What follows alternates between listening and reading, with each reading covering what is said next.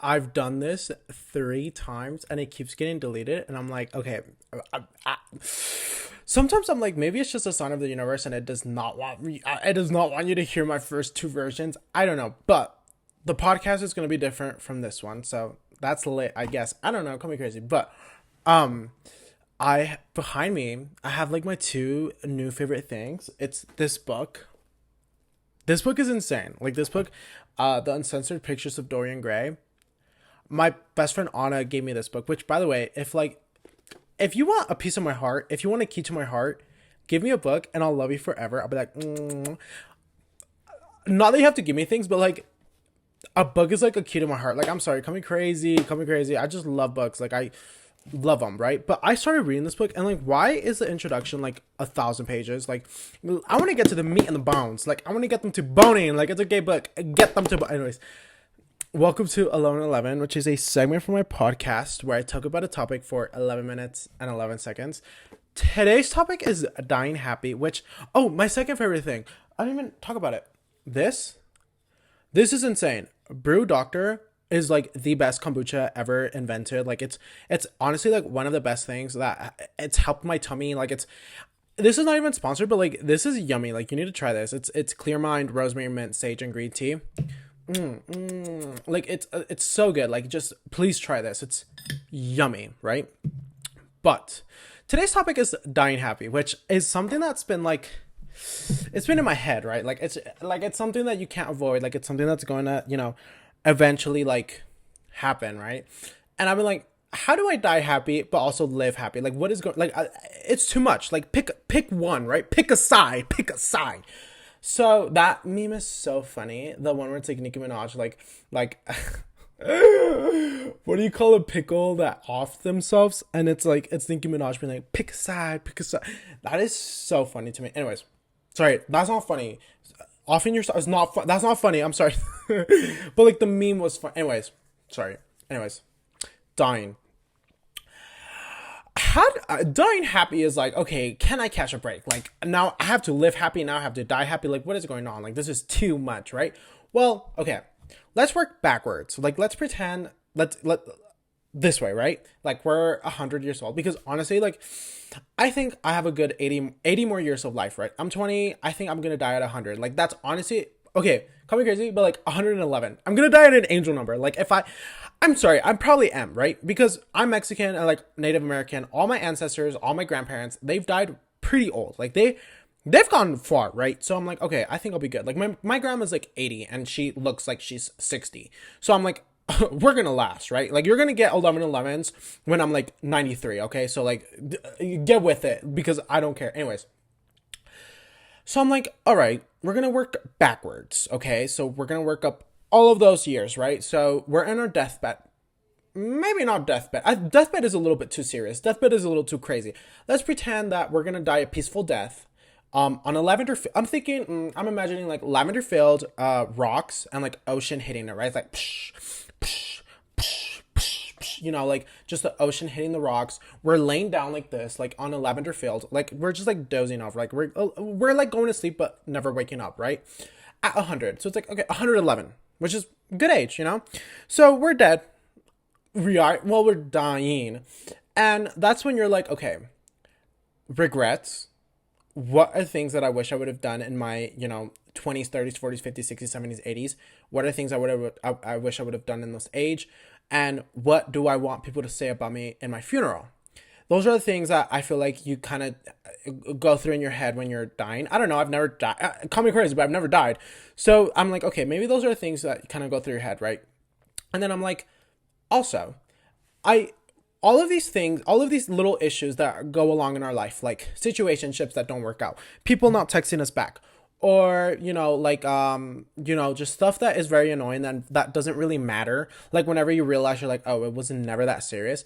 I feel like those things we kind of just forget as we're in our deathbed. Like those things do not matter. What actually matters is like, oh, our parents, our family, our friends, our lover.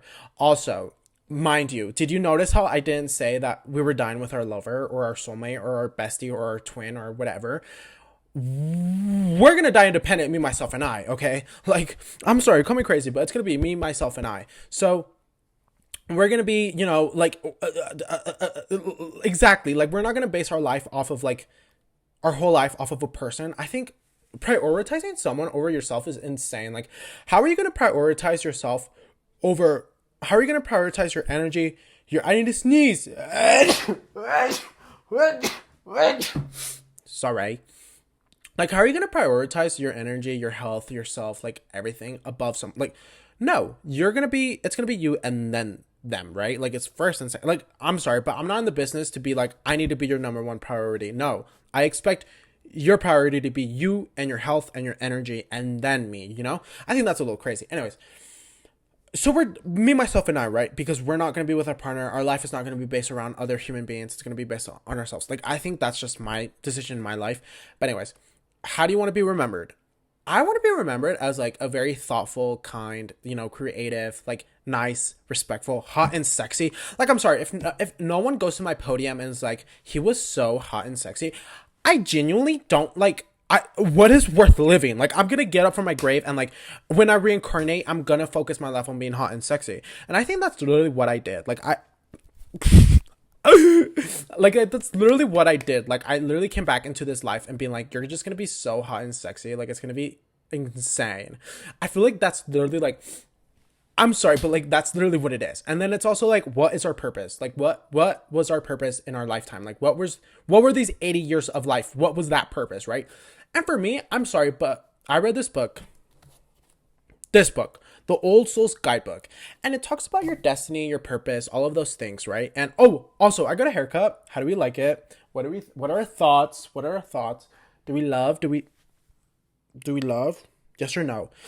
But what is our purpose, right? Like, I read that your purpose, your destiny, your whatever is right in front of you. It's what you're doing. It's what your goals are. It's what you manifest. It's what what is right in front of you. That's your purpose. Don't like overthink it, overcomplicate it, all of those things. Like, don't do that because that is not useful. That is not helpful. Your purpose is what's in front of you, like what you're doing right now. My purpose is this, right? Right now. When I'm 40, my purpose is going to be what's right in front of me because as we grow, we're going to evolve and we're going to do different things and that's going to be our purpose, right? So I'm like, okay, lit, like, love that. Like, I don't have to, go on an adventure, go read a bunch of, well, obviously read, but like, I don't have to like do all these extra things to like find my purpose. I feel like I've read so many experiences of people trying to find their purpose and they never do because their mind is like, it has to be out of the box when in reality it's right in front of you and it's what you're doing right now. So boom, done. Okay, lit. Like, we have our purpose, right? So now it's kind of like, okay, so how do we go from there? Like, how do we, fulfill our purpose, I guess? Well, every single day you have a new opportunity to fulfill your purpose. Every single day you're able to, create intentions. I love to start my day with meditation and, meditation, boxing is how I start my days, right? That's like my purpose, like I love doing that. I really enjoy it. Call me crazy, but I love it, right? So like that's a form of purpose. So I feel like focusing every single day, being like, I have a brand new 24 hours. I can do, I can do little things that add up to bigger goals, or I can also simply just exist. I feel like that's a very good purpose. I'm sorry, but my purpose is to exist.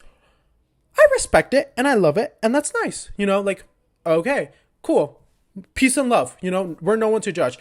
I'm sorry, but I'm not in the business to like be like, your purpose has to be a lawyer, your purpose has to be a doctor, your purpose has to be like, if your purpose is that, go for it. I love that. If your purpose is to like, cure cancer, love it. Love it. Not everyone is the same and not everyone has the capacity, not everyone has the mental stability, not everyone has emotional ability, not everyone, we are all different and we should all be able to have different purposes because if we're all going to cure cancer, who's going to exist? Who's going to frolic? Who's going to read silly little books? Who's going to, lift silly little weights? Like, I'm sorry, but I'm not in the business to compare. Like, that's not my business. Like, I do what makes you happy. Nice. I love that for you. And I respect that in return, right? So now we're like lit. So now we're like, how do I want to like be remembered? Well, I want to be remembered also by like questioning everything, like questioning what like society has told me, questioning what religion has told me, especially religion. I'm very big on religion.